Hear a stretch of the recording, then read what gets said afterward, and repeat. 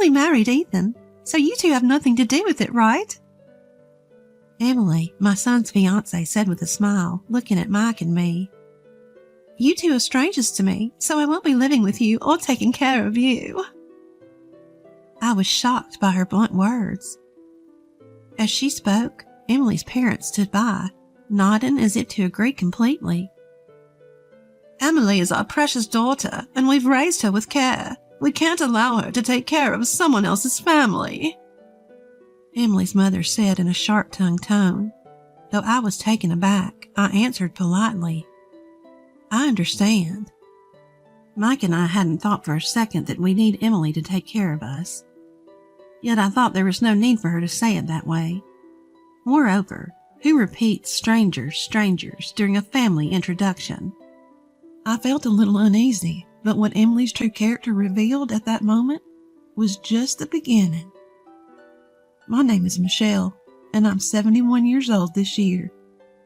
My family includes my husband Mike, who is a year older at 72, and my son Ethan, who turns 42 this year. Ethan, perhaps because he's an only child, has a gentle and relaxed personality. After graduating from science graduate school, he works in research at a major manufacturer. After getting a job, he started living alone comfortably in a condominium near his company. Judging by the rather upscale condominium, it seems he's earning a decent salary. I'm not worried about that, but as a parent, I also hope he finds someone nice to settle down with. Of course, it's Ethan's choice, and I can't force him. That's when it happened. Ethan casually came home and reported, a little shyly, Actually, I'm dating someone right now. I'm thinking of getting married. I want to introduce her soon. Mike and I were surprised, as he had never shown any interest in women before. Sure enough, I must admit that I felt relieved. Well, isn't that wonderful? I said. These days, the number of single people is increasing, but if you found a good person, nothing could be better. So what's this person like? Mike and I eagerly asked Ethan. We'll be having a family introduction with her parents soon, so I'll introduce you to her then. Ethan said with a smile. Our conversation was livelier than ever with Ethan. That sounds exciting, I said nonchalantly, letting my imagination wander about who this person might be, without knowing the kind of person Ethan's partner would turn out to be. Eventually, the day of the meet and greet arrived. The location was chosen by the other parents, and it was to be an upscale fine dining restaurant. We, who weren't accustomed to such formal places, were very nervous on that day. Finally, Ethan's girlfriend and her parents arrived. Her name was Emily, 32 years old, 10 years younger than Ethan. With her charming demeanor, shiny hair, and what looked like expensive clothing, she made an impression. I'm Emily Thompson. Nice to meet you, Emily greeted crisply. Her parents, too, were dressed in high-end clothing, which made me think she must come from a well-to-do family. As it turned out, her parents run a company, and Emily works there as well. Ethan and Emily met through a mutual acquaintance, it seemed. Soon the food was served, and we talked about the wedding and other things as the family introduction went smoothly. I was thinking to myself how wonderful it was that Ethan had found a good person when something happened. Oh, but these formal meetups are so stuffy, don't you think? I told them I didn't think it was necessary. Emily suddenly said, her voice shifting. I tilted my head, confused for a moment. I just married Ethan, so you two are not related to me, Emily continued, smiling at Mike and me. You two are strangers to me, so I won't be living with you or taking care of you. I was shocked by Emily's sudden words. Emily's parents seemed to agree, nodding their heads.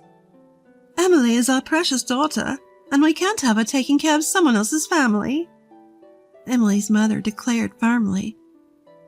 Feeling shaken, but maintaining composure, I responded carefully. I understand. Just to be clear, We haven't discussed living together or anything like that. We don't plan on it. And we have savings for our care, so we're considering using a facility in the future. I don't think Ethan or Emily will be burdened with anything." "Oh, that's good to hear. I could never change someone else's diapers or anything like that," Emily said, her face beaming. Mike and I were at a loss for words, exchanging glances. Certainly the issue of living together and caregiving can be burdensome for young people. We had already discussed that we didn't intend to rely on Ethan in the future and planned to enter a caregiving facility. Even though Emily and her parents didn't know this, I was internally frustrated by her intentionally tactless way of speaking. And after the family introduction was over on our way home, Ethan came running up to us panicked. "Mom, Dad, I'm sorry about what Emily said earlier. I think she was just nervous. Maybe she said too much because of that." Ethan tried to cover for her, but all I could say was, "Well, it's fine. But she's a very frank child, isn't she?" We had our thoughts, but Mike and I understood that people nowadays are more likely to express their opinions clearly. However, Emily's words and actions seemed to escalate from there. It appears that Ethan and Emily decided to move forward with the preparations for the wedding. I talked to Ethan on the phone briefly, and he told me that the venue was in Emily's hometown, and the dates were all set according to Emily's convenience. None of Ethan's wishes seemed to have been fulfilled. Mike, having a bit of trouble with his legs, had suggested, "Wouldn't it be better to have an accessible venue?" But it seems he was overridden by the desire for a venue with beautiful decor. "Are you okay with that?" I couldn't help but ask, concerned. "It can't be helped. The wedding is mainly about the woman. Sorry to Daddy, though." While that was indeed true, I became a little worried as Ethan's wishes were being entirely ignored. "I need to prepare for the ceremony now. I'm busy, so I'm going to hang up." As Ethan was about to end the call, I asked hurriedly, "You're busy, but Emily is helping, right?" Emily is busy attending bridal beauty treatments, so I'm in charge of the details." "I see." I had thought not to interfere in their affairs, but something seemed off. Since they said they'd come to our house on their next day off to discuss the wedding, I thought about taking the opportunity to talk to Emily a little. I don't intend to be nagging or intrusive, but since Emily is marrying my son, I thought that if I could get to know her better, I might see her good side. And so the weekend arrived. As planned, the two of them came over to our house. After chatting for a while, Ethan and Mike went out to the porch to smoke, leaving the room. Only Emily and I were left in the living room. I thought this was a good opportunity, so I spoke to Emily with a smile. "Emily, Ethan really loves hamburgers. I think he'd be delighted if you made them for him once in a while, or maybe you've already done that." When I said that, Emily opened her mouth seemingly uninterested. Is that so? I hate cooking, so I won't make it, you know.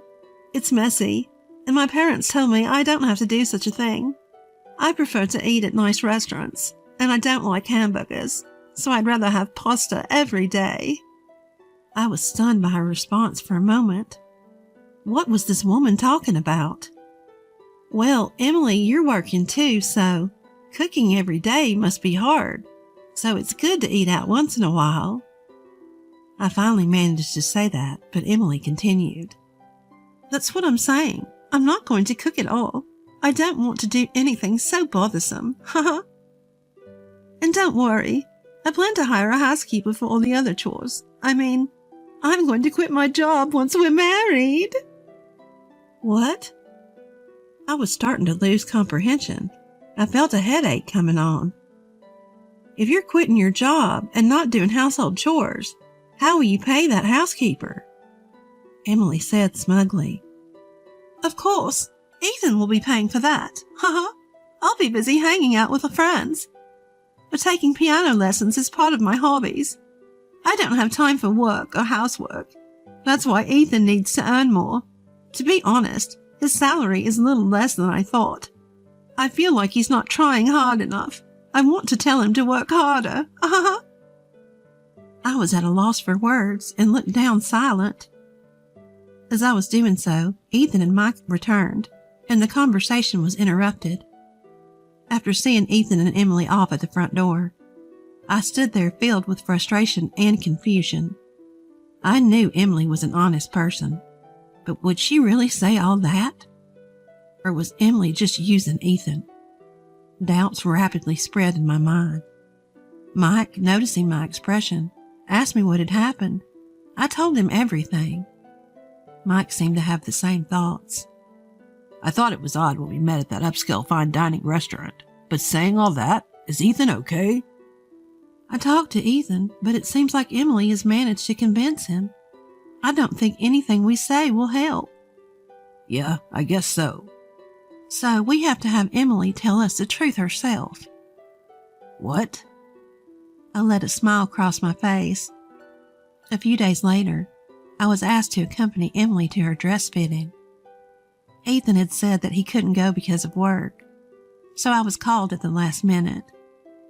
When I appeared, Emily predictably looked displeased. Ugh, why are you coming? Where's Ethan? Ethan got called into work.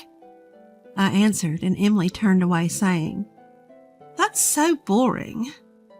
I was already dumbfounded by Emily's childish attitude. Regaining my composure, I calmly watched Emily as she changed into various dresses. Emily was with Emily's mother, and they were exchanging opinions back and forth. Mom, what do you think of this dress design? I think the previous one was better. You're right. The shoulder line isn't quite right. They seemed to have no regard for me, continuing their conversation just between the two of them. Even when I tried to engage them in conversation, they answered curtly. Emily's attitude was getting worse and worse, I thought to myself. Moreover, it seemed that Emily had been raised incredibly overprotected. Listening to their conversation, Emily was constantly asking her mother, Mom, I can't do that. Can you do it for me? Each time, Emily's mother would simply comply, saying, Sure, sure. Considering this behavior, it made sense why she didn't cook. I can't quite let go of the previous dress. Take a picture, will you? Emily spoke to her mother, but I held up my mobile phone with a smile. I'll take the picture for you. Really, Auntie? Do you even know how to use a mobile phone? Make sure to send it to my mobile phone once you're done. Emily was consistently sharp-tongued. I took a few pictures and then sent them to Emily. At that moment, a staff member in charge of the dresses approached me, so I set my mobile phone on the table. Are you the mother-in-law? This dress is now available at a more affordable price. The staff member quickly started pitching to me. I responded vaguely and brushed it off, but Emily and Emily's mother, thinking I was focused on the conversation with the staff, started talking freely. What they were saying was astonishing. Thank goodness we found a good cash cow, huh? Really, I'm glad he seems like a nice person. Yeah, he's a plain and unimpressive guy, but he has a decent income. His income and education are his only redeeming qualities. With that unfashionable appearance, if he couldn't marry me, he'd be single for life. His only worth is to spoil me after all. Emily, you shouldn't speak so bluntly, even if he's a stranger. I say it because he is a stranger. That old lady was showing off too, saying she doesn't need care because she has money. She must be hoarding quite a bit. Anyway, whether there's money or not, I would never do something like caregiving. Changing a stranger's diapers? Absolutely impossible.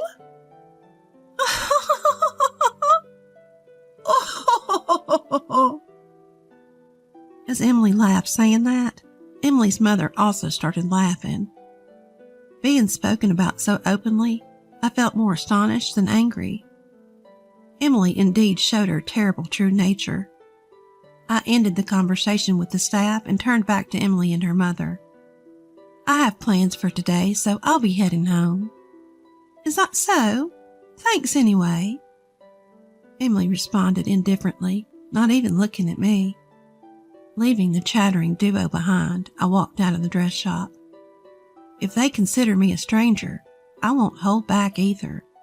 My plan was already in motion. That night, Ethan and I were visiting Emily's house. It was my first time at Emily's house, and I was surprised.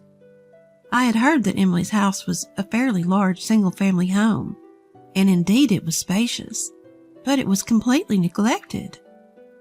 Weeds were growing wild, and the window glass was cracked. What's going on, Ethan? You said you wanted to see me all of a sudden. Emily, coming out of the house, answered nonchalantly.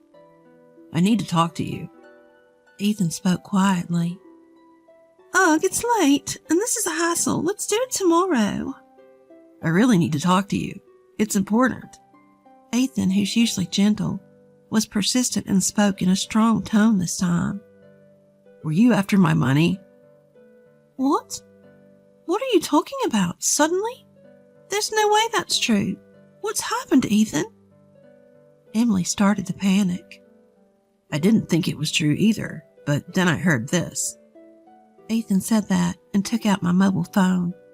He pressed the play button on the recording app. Then Emily and Emily's mother's voices were heard. As Emily listened, her face turned pale. Yes, I had recorded their conversation while matching today's outfits. I played it for Ethan after we got back home. I explained it to Ethan myself at first, but he didn't believe me. However, when he heard the certain proof of their conversation, he seemed shocked.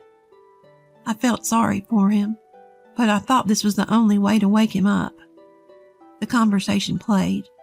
They were bad-mouthing Ethan, calling him a money tree and worse. This is some kind of mistake, Emily stammered. Don't make excuses. Emily's shoulders trembled at Ethan's sudden anger. I was surprised too. I had never seen the unusually mild-mannered Ethan so angry. I'm shocked that you thought of me that way. Even when you did whatever you wanted, I tried to bear it, because I wanted to do my best to meet your wishes. But you never had any affection for me. I can't marry someone like that. The engagement is off. I'll cancel the wedding. Ethan stated firmly, and Emily fell silent. Then, just when I thought she had been quieted, she turned on us, glaring. If you found out, it can't be helped. But since you're the one calling off the wedding, you'll pay the cancellation fee and the compensation for breaking the engagement too, Ethan exclaimed.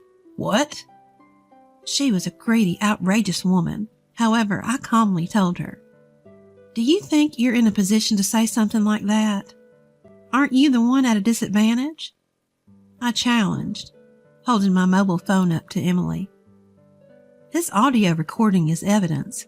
You clearly stated that you're after my son for his money. You know what will happen if this gets out, right? My words sent Emily into a panic. Wait a minute. Mother-in-law. Mother-in-law? There's no reason for you to call me that. You're just a stranger in the end, aren't you? I laughed at Emily, who was at a loss for words. As you wish. I'll treat you as a stranger forever. I held back on speaking my mind because I thought you would become Ethan's wife. But if you're a stranger, I can say whatever I want. You're a money-hungry, useless woman. Ethan deserves better than someone like you. Emily's face turned bright red, whether from anger or embarrassment, and she trembled violently. Eventually, sensing something was amiss from our exchange, Emily's parents hurried over to us. What's going on here? I responded with a smile to Emily's mother, who asked with a composed face. This marriage is all. It seems your daughter was referring to my son as a cash cow. We'll be billing you for the compensation for the broken engagement and the cancellation fee for the venue. Emily's parents turned pale at my words and began to stammer excuses. But I had said all I needed to say, and we had no more business in this house. Let's go. I urged Ethan, preparing to leave Emily's house. But before we left, I turned back to her parents and added one more thing. Oh, by the way, it seems you've been neglecting the care of your home. It's unbearable to look at. Perhaps you should focus on that instead of expensive clothing. With those final words, Emily and her parents were left speechless. Without looking back, we briskly left Emily's house behind. After that, Ethan and I quickly sought legal representation and demanded compensation from Emily's family. It was for the compensation of the broken engagement and the cancellation fee for the wedding venue. In such cases, disputes often arise, hinging on he said, she said. But thanks to the recorded evidence, the process went smoothly. We won the case, and Emily's family was burdened with debt. Later on, we heard that Emily's parents' company had already gone bankrupt. They used to be wealthy, living in a large house with a housekeeper and enjoying a carefree lifestyle. But a few years ago, with the economy taking a downturn, her father's company went under. They had been struggling financially, as could be seen from the condition of their dilapidated house. Yet Emily's family couldn't give up their flashy lifestyle. Even after going bankrupt, they kept up appearances, pretending to run a business, and never stopped wearing expensive items. Emily seemed to have hardly worked at all. After her parents' company went under, working outside the home was never an option for her. She tirelessly sought someone who could lavish her with luxuries on her parents' behalf, running around introducing herself to various people in search of a partner. She claimed to be a company president and played the part of a refined lady with her whole family. But her true nature was seen through by Ethan, her finally found partner, and the engagement was called off. After that, she approached various men, but her true identity was always discovered, and now it seems no one wants to associate with her. Ethan heard rumors from acquaintances about how the whole family was in dire straits. As for Ethan's life afterwards, after a few years, he met a wonderful person, and they married right away. She's an honest, kind, and loving woman. With her, there's nothing to worry about, he thinks. Even though a lot has happened, I'm truly glad that Ethan has found happiness. Every time I see Ethan's calm smile, both Mike and I feel a sense of joy.